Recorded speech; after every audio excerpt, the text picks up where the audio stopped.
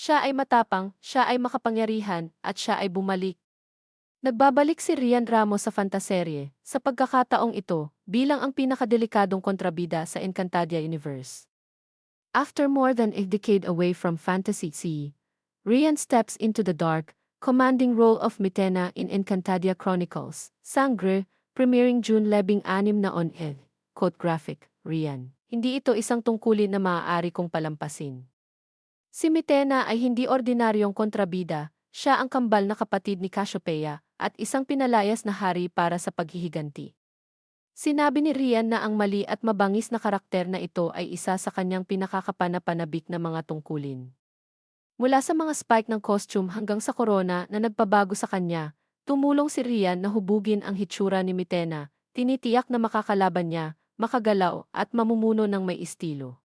Kapag naisuot ko na ang lahat, pakiramdam ko ay mas nananakot na akong tao. Kilala sa kanyang mga dramatikong pagtatanghal, inamin ni Rian na minsan ay umiwas siya sa mga fantaserye, ngunit iba ang papel na ito. Isinulat ni creator Suzette Doctolero ang Mitena na nasa isip si Rian matapos siyang makita sa Royal Blood.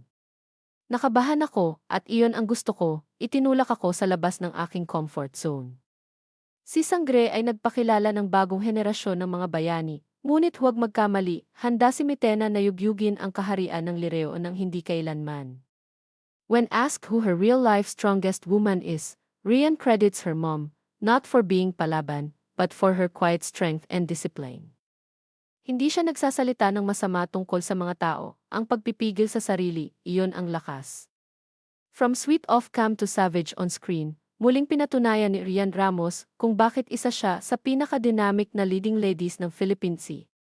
Mark your calendars, Encantadia Chronicles, Sangre premieres June 16 na, and we are ready to be enchanted, terrified, and thrilled all over again.